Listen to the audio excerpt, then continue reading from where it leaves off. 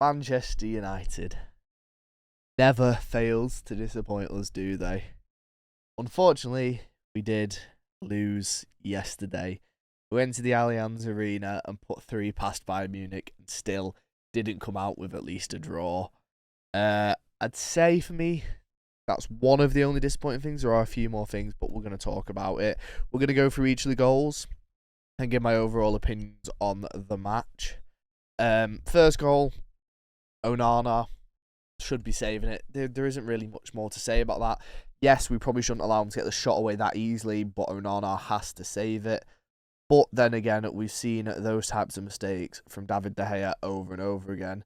I'm not too worried. He's had a tough start to his life at Manchester United, but that's just the scrutiny that the goalkeepers get at Manchester United, especially placing a club legend. It's always going to be hard for him, but he shows the character doing that interview after the game. I'm sure he's going to come back and he's only going to get better. So I'm not worried in the slightest. Second goal, typical Manchester United, go 1-0 down, heads fold like a pack of cards, capitulated, and just Musiala, just individual quality. If that's Wan-Bissaka, that goal doesn't go in. I love Dalot, but his defending's nowhere near as good as Wan-Bissaka. It bounces off about 3 knees, and Musiala retains possession. Musiala, best player on the pitch last night. Just solo excellence, and as soon as that ball's crossed back, there is absolutely no chance.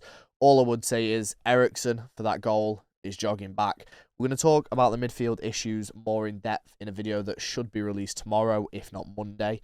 But I have a lot to say about the midfield issues at Manchester United at this current moment in time and how I think it's going to develop over the season. But Eriksen, jogging back, not good enough. But as soon as that ball's crossed back and Gnabry's in that much space, it's always going to be a goal.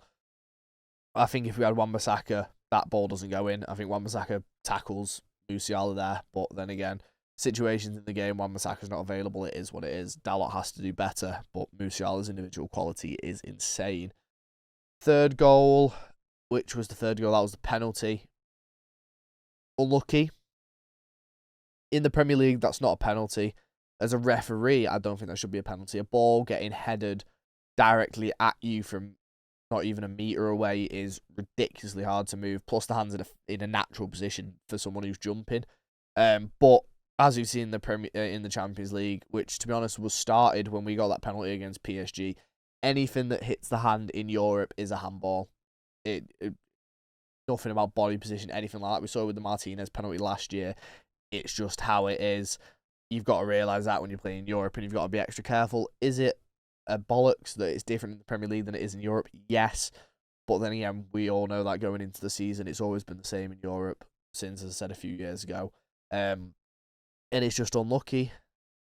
Fourth goal, again, Scott McTominay and Eriksen nowhere near quick enough getting out. I believe it was Eriksen. It was definitely McTominay. The guy who crossed it was here. There was one player here, one player here.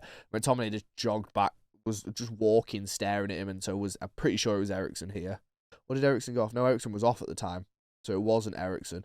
Whoever was here didn't go out quick enough to the man to stop the cross, and McTominay, who was behind him, who I'd say it was his man, McTominay's man. But McTominay didn't go out anywhere near. Just walked back and watched him. Didn't go anywhere near him to try and block the cross from behind, even draw a foul. And then obviously it's a great finish from Tell. Just midfield issues again being highlighted. I apologise, it wasn't Eriksen, the other man, because McTominay came on for Eriksen, so that's my bad there. But there was 2 men with him. I can't remember who the other man was, but McTominay literally just stood there and watched him cross the ball in. So yeah, positives from the game. We went to Bayern Munich and dominated them for basically 25 minutes. We only lost it when we scored when they scored their first goal, and then for the rest of that half, and then we started the second half dominant until they scored. We showed good patches. Still, for me personally, players not working hard enough. Marcus Rashford again. I know I always highlight him, but I always see it every game. Eriksen, 40-minute player, can't start a game. But then again, there's not a lot we can do with the injuries that we have. Personally, for me, McTominay should not have come on. He didn't even try when he came on. Yeah. Hannibal. I know Erik ten Hag says only the elite players get a chance. But Hannibal came on in the last game and showed more effort than anyone did that entire game, other than arguably Reguilon. Reguilon again today, thought he was brilliant going forward, decent defensively, made a few errors, but what can we say? He's a lone player, third choice left back essentially. But yes, for me, Eriksen's a 40-minute player. I said in the preview, I think Hannibal should start. I still stand by that. I think Eriksen, which is no fault of his own, I love Eriksen, but he's just not got the legs in him to play anything more than 40 for me. And again, I'd say that's the only substitution I'd blame Erik ten Hag for was bringing McTominay on instead of Hannibal, because McTominay did nothing again. Clearly, Erik ten Hag doesn't fancy him, doesn't want him to be there, tried to sell him. He knows that. He tries harder for Scotland than he does for United. Simple as. The Martial for Højlund is clearly a planned substitution. At one point, Højlund in the press was bending over with his hands on his knees. He's not had a full pre-season with us. He's come from Atalanta, who do nowhere near as much running as we do.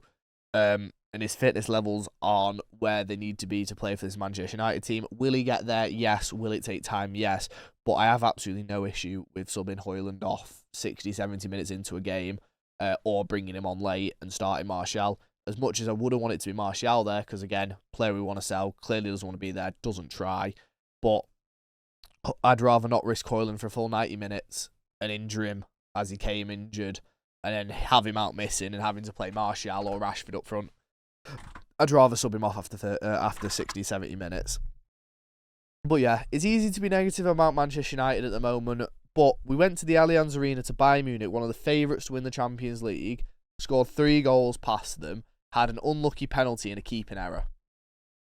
Yeah, easy to be negative.